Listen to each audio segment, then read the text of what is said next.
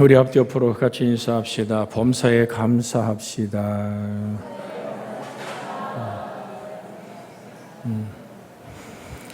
감사의 기도는 막힌 담을 헙니다. 우리가 저번 주에 같이 은혜 나누면서 보았던 것이 교회의 최초의 조직이 생긴 이유가 뭘까? 직분을 분담하기 위한 것임을 나눴었습니다. 그래서 3절 4절에 형제들아 너희 가운데서 성령과 지혜가 충만하여 칭찬받는 사람 일곱을 택하라 라는 말로 시작됩니다. 자, 지혜라는 말씀까지 왜 이 기절을 계속 반복하냐 하면 이것이 교회 직분의 뿌리이고 우리가 사무총회를 열어서 권사, 안수, 집사, 장로를 투표할 때 이 기준이 돼야 돼요. 우리 성경으로 돌아가야 돼요. 또한 내가 직분을 받았으면 이 말씀대로 살아내길 원해서 우리는 마음을 다하고 성품을 다하고 뜻을 다한 하나님을 향한 단순한 순종이 시작되어야만 됩니다. 그래서 지혜란 말이 오늘 소피아스라는 원어를 쓰는데 이건 소피아의 여성 단수 소유격입니다. 즉 소유하게 된 지식의 의미와 본질을 깨달음으로 그 지식으로 실천적으로 활용하는데 막힘이 없는 것을 지칭하는 겁니다. 바로 이게 끝나는 것 아는 것이 삶이 돼서 발걸음으로 옮겨지는 것이 오늘 지혜라는 말씀인 겁니다. 그래서 지혜의 충만은 삶의 행실을 통해서 주님의 사랑을 증거하는 겁니다. 내가 아닌 나를 여전히 사랑하시는, 그래서 말씀드렸죠. 모세가 하나님의 영광을 처음 배울 때 가시떨기 속에 가시떨기 나무에 불이 붙었는데 가시나무가 타지 않잖아요. 여러분, 우리는요, 누구나 지금 서 있는 저부터 여러분 모두가 한두 가지 병은 다 가지고 있습니다. 그 병이 건강을 점령하지 못하는 것뿐이죠. 마찬가지로 우리가 하나님과 하나 될 수 없는 나의 고집, 교만, 아집들이 누구나 다 있습니다. 그것을 하나님의 말씀에 붙들려서 그것을 말씀으로 누르고 기도로 깨워서 십자가에 못 박을 때 주님 위에 죽겠다고 대들었던 베드로는 계집아이의 지적 속에서 예수님을 저주하고 돌아섭니다. 그런데 무엇이 베드로를 변화시켰습니까? 내가 닭 울기 전에 나를 3번 모른다고 부인할 거야. 그래서 닭이 울잖아요. 닭이 울잖아요. 예루살렘에 가면 베드로 통곡교회가 있어요. 거기에 다 예배당 전체를 그 닭으로 다 이렇게 장식해 놓은 것을 본 적이 있습니다. 왜? 그냥 닭 우는 소리예요. 그런데 자기가 주님을 배신하고 돌아섰을 때 말씀이 생각나는 닭 우는 소리는 다른 거예요. 그래서 항상 베드로가 일생을 마치는 동안 닭 우는 소리만 들어도 가슴 아리에 눈물을 흘렸다 그러잖아요. 자, 주님과 하나 될 수 있었던 베드로의 조건이 뭡니까? 사랑입니다. 너 나 사랑하니? 그 질문 앞에 베드로가 뭐라고 대답하죠? 내가 주를 사랑하는 줄을 주께서 아시나이다. 그러니까 중심 깊은 곳까지 들여다보시는 주님의 사랑. 그래서 하나님은 그에게 꿈을 줍니다. 내 양을 먹이라. 내 양을 치라. 내 어린 양을 먹이라고 베드로에게 또다시, 여러분 분명한 거는 베드로의 양이 아니에요. 저도 여러분도 우리는 예수 그리스도의 양임을 잊지 않기를 주의 이름으로 부탁을 드립니다. 여러분, 제가 목사라는 직분을 갖고 있어도 주님 앞에는 한 마리 양에 불과하죠. 다만 내가 받은 사명과 직분이 목회자이기에 죽기까지 이 길을 가는 겁니다. 여러분, 우리는 항상 기억해야 돼요. 무엇으로 먹일까요? 부족하지만 여러분의 목사가 하나님의 보좌에 끌려 올라간 적이 있습니다. 한 너댓 번 됩니다만은 그렇게 얘기해야 되겠죠. 그때 주의 거룩한 보좌에서 제 가슴속에 확실하게 베드로가 들었듯이 내가 너를 사랑한다 하시면서 내 양을 먹이라. 그것이 내 평생에 잊을 수 없는 주님과 맞대어 만남 속에서, 아니 수없이 많은 인류 속에서 먼지와 티끌 같은 연약한 종을 향하여 내 양을 먹이라고 말씀할 때, 그리고 제가 그 아버지의 보좌 앞에 떠났던 내 영이 내 육체를 보고 다시 들어와서 지금도 아직은 육과 영이 분리되지 않은 상태에서 살아갑니다만은, 중요한 것은 하나님이 주신 사명으로 불탄다는 겁니다. 무엇으로 먹일까요? 제가 뭘 만들어서요? 아니죠. 주님이 우리에게 제시한 양식은 뭡니까? 내 살은 참된 양식이요, 내 피는 참된 음료로다.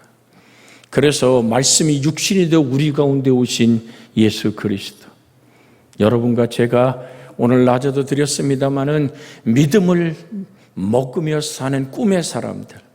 그래서 우리의 양식은 성경 66권이에요. 성경이 예수님이 우리를 향한 밥이에요. 그 하나님의 말씀을 때로는 오늘 10번을 필독한 사람도 있고, 저도 그렇고 여러분 중에도 계시겠습니다마는 성경을 20번 읽었습니까? 때로는 오늘 하나님이 강제적으로 성경을 읽게 하실 때도 있죠.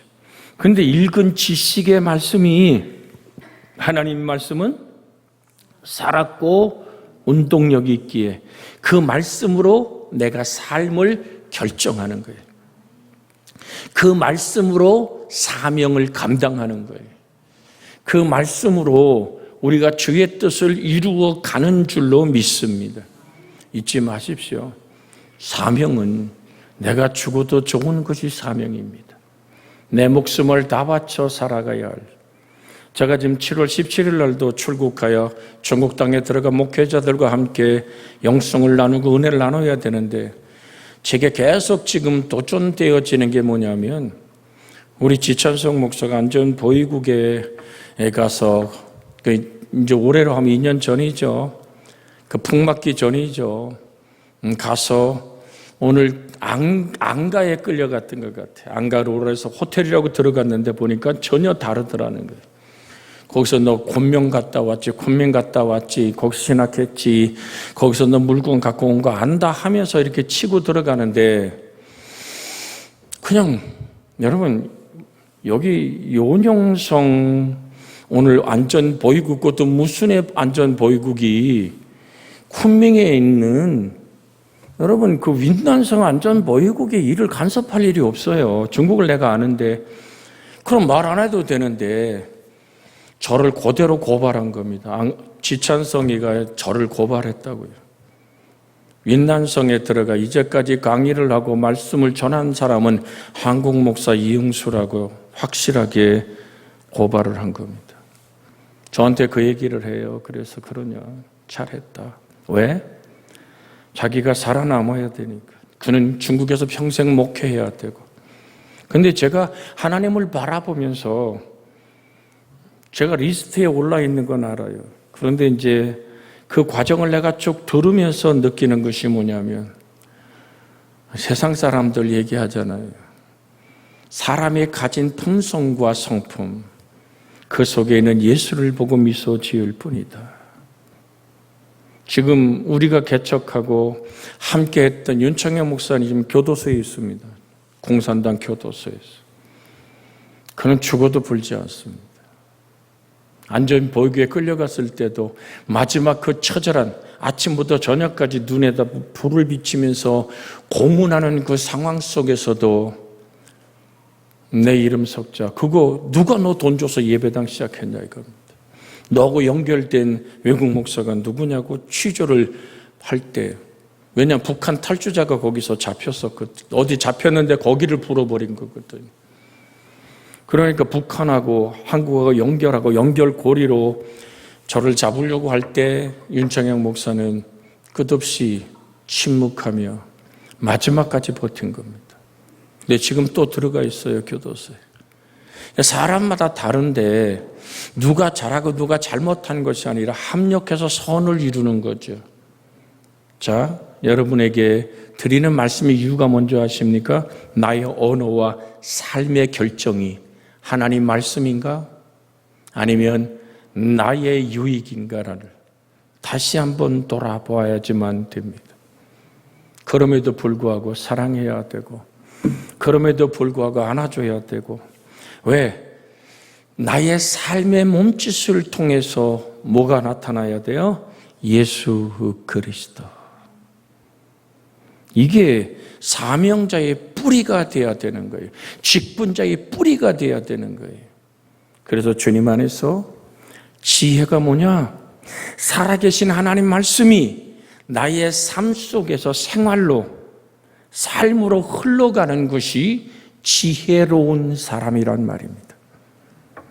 사랑으로 살아내는 삶이 지혜로운 사람이란 말입니다. 그래서 우리가 저번 주에도 잠깐 끝으로 읽었습니다마는 요한일서 3장 14절로 16절에 있는 말씀에 보면 이렇게 되어 있지요. 요한일서 3장 14절에서 우리가 16절까지 신약성경 391쪽입니다. 같이 읽습니다. 우리는 형제를 사랑함으로 사망에서 옮겨 생명으로 들어간 줄을 알거니와 사랑하지 아니하는 자는 사망에 머물러 있느니라.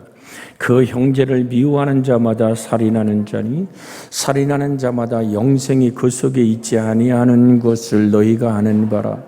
그가 우리를 위하여 목숨을 버리셨으니 우리가 이로써 사랑을 알고 우리도 형제를 위하여 목숨을 버리는 것이 마땅하니라. 아멘. 그러면 여러분에게 드리는 것은 지찬성이란 한 목사가 예배당을 짓고 중국에서 목회자로 살아남는 그 일에 제가 필요하다면 저는 언제든지 아멘이라고 화답할 수 있는 겁니다. 몸이 아팠고 힘들어서 그의 오늘 병원비나 앞으로 생활비를 쓰라고 저는 최선을 다했죠. 그에게 우리 돈으로 200만 원을 지불해 줬습니다. 아무 조건 없이. 그 얘기를 해도. 그러면서 얘기했어요. 이것이 내가 지목사에게 표현할 수 있는 최선의 방법이다. 여러분, 제가 바본가요? 여러분, 이런 글을 읽어봤어요. 모든 사람이 당신의 일생을 바라보고 당신은 바보입니다라고 말하면 당신은 성공한 사람입니다. 제가 책을 읽으면서 그 의미를 알고 있기 때문에 그래요. 여러분, 예수님이 십자가에 못 박혀서 자기를 못 박는 피조물들을 향해서 뭐라고 말합니까? 아버지, 저들이 아닌 일을 저들이 알지 못합니다. 저들의 죄를 사하여 주시옵소서. 여러분, 어떻게 보면 예수님은 큰 바보예요. 천지 만물을 창조하신 전능한 창조자가 한낱 먼지와 티끌 같은 피조물에게 매여 그렇게 십자가의 나무에 피를 쏟고 살을 찢는 용서의 피쏟음, 우리는 그렇게 그 삶을 우리를 통해서 재현하는 겁니다. 이게 지혜로운 사람이란 말이에요. 세상의 지혜가 아니라. 그래서 십자가가 세상 사람들에게는 어떻게 보인다고요? 미련한 것이고, 세상 사람들에게는 십자가가 미련한 것이지만 우리에게는 하나님의 능력이 되는 거예요. 그렇게 오늘 그러므로 삶의 행실이 지혜와 충만함을 증거한다는 그것은 그가 주께서 주신 성령의 충만함을 가진 사람임을 증명하는 겁니다. 성령 충만이, 물론 저도 각종 은사가 임할 때 진동하고 방언하고 하나님의 은총 안에 영적인 많은 경험들이 있습니다. 그게 성령 충만일까요? 아닙니다. 성령이 충만함이라는 것은 여기 지금 이제 물컵이 있습니다만은 차고 넘친다는 거죠. 그러니까 나라는 이 컵을 차고 넘치게 하는 물을 얘기하는 거예요. 그러니까 나라는 인생 속에 임하신 아버지의 성령이 나를 통해서 충만하게 흘러가는 거예요. 누가 흘러가는 거예요? 내가 아니라 성령이 흘러가며 예수 그리스도의 진리의 자유가 증언되는 거예요. 그래서 늘 드립니다. 하나님이 이룬 선하시고 기뻐하신 일을 마치 내가 한 것처럼 내 공로를 드러내기 시작하는 사람은 하나님의 나라의 도적놈입니다. 도적놈이 직분자가 될 수는 없잖아요. 그래서 항상 우리가 기억해야 될 것은 사도 바울이 고백하듯이 나의 나된 것은 하나님의 은혜임을 잊지 않는 주의 평강이 있기를 주의 이름으로 소원해 드립니다. 제가 저번에 왔던 안 목사 그 강의한 목사의 집회왔던 목사의 4권의 책을 쭉 읽으면서 여러 가지 간증들이 써 있고 많은 목회의 방향들이 써 있는 걸 읽어봅니다. 지금 이제 2권 읽고 3권째 읽습니다만은 한번 생각해 봤어요.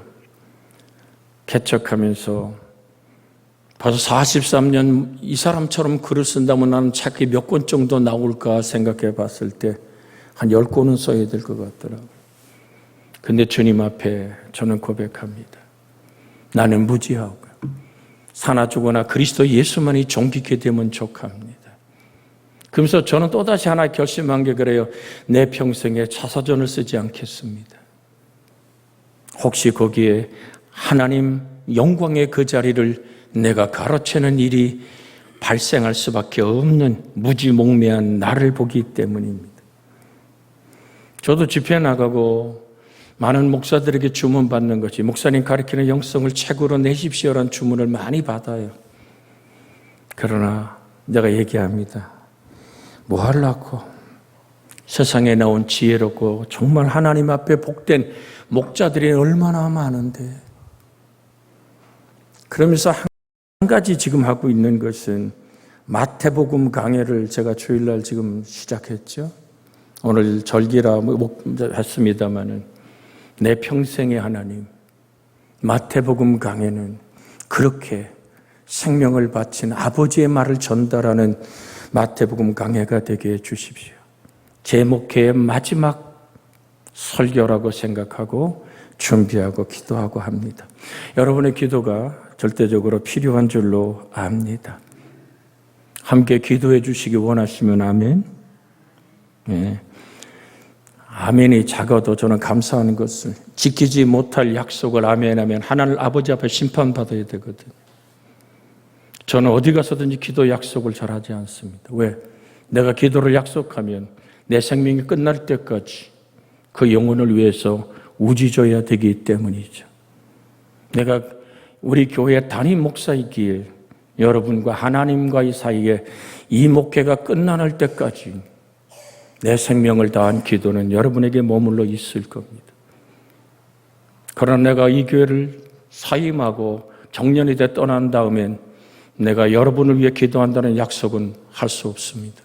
그건 성령의 감동 안에 맡길 뿐입니다. 그건 사역이기 때문에 그렇습니다. 갑자기 정이 뚝 떨어지는 소리 같지만 이 얘기를 왜 드린 줄 아세요? 내가 손해보는 얘기인 줄 알면 왜 드린 줄 아세요? 하나님의 영은 진실한 영입니다. 칭찬받는 것은 하나님이 인정하고 사람 속에 인정받는 사람, 말씀을 살아내는 삶을 가지고 지혜로운 사람이여 칭찬받는 사람이란 얘기입니다.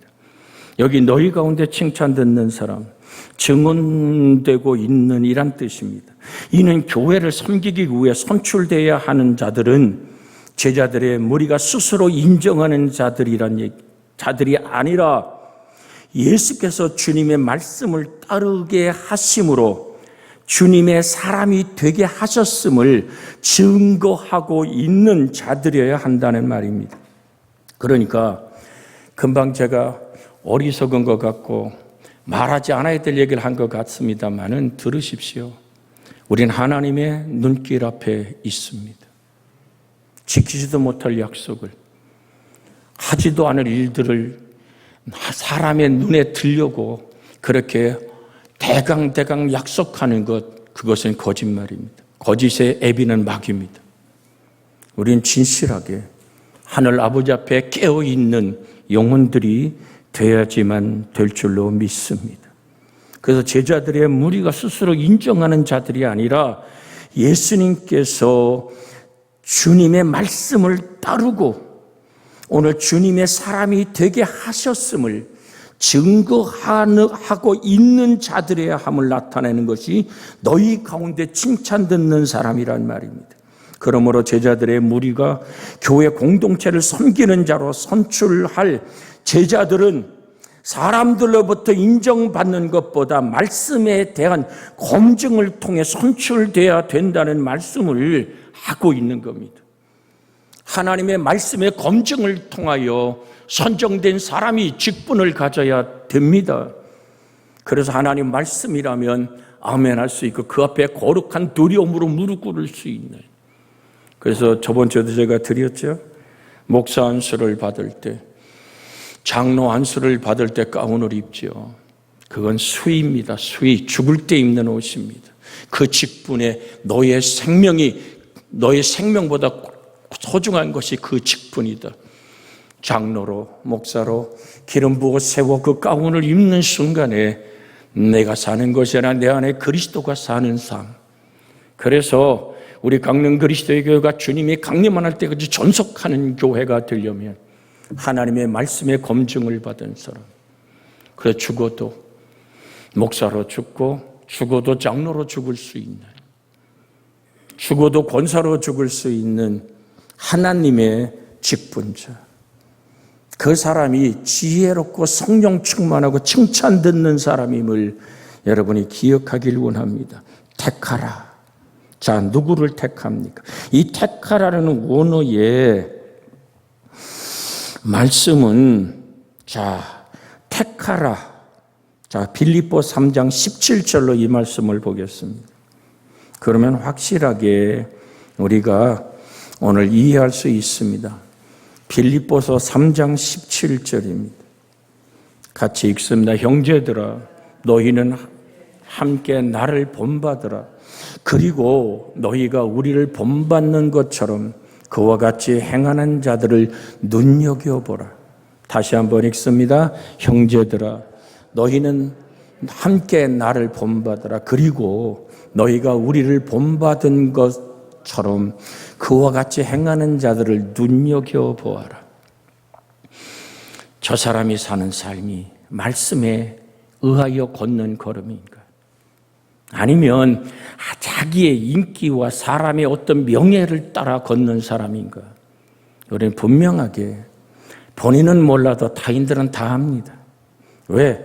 성령이 나에게만 임한 것이 모두에게 임해 있잖아요. 그래서 성령의 놀라운 감동은 성경은 이렇게 얘기하죠. 예언하는 자가 있냐? 예언하는 자에게 오늘 간섭을 받는다 그랬어요. 하나님의 영은 한결같습니다. 그는 진실하신 영입니다. 그러기에 오늘 눈여겨보아라. 앞으로 우리 강릉 그리스도의 교회가 새로운 직분자들을 세워야 합니다. 바로 이 말씀을 그래서 강조하는 겁니다. 정말 저 사람이 하나님의 말씀에 순종하며 사는가? 여러분, 교회 출석의 횟수가 직분을 만드는 게 아닙니다. 나중된 자로 먼저 된 자도 있다고 주님 말씀하셨습니다. 하나님 말씀 앞에 단순히 순종하며 그 말씀을 정말 지혜로운 삶으로 살아내는가? 그를 택하라. 이것이 성경이 지금 우리에게 권면하고 있는, 그러면 내가 그렇게 택함을 받은 직분자로서 이제까지 그렇게 살아오지 못했다면 우리는 회개하며 주의 은혜를 붙들어야만 될 줄로 믿습니다. 이 시간 합심하여 기도합니다. 주여,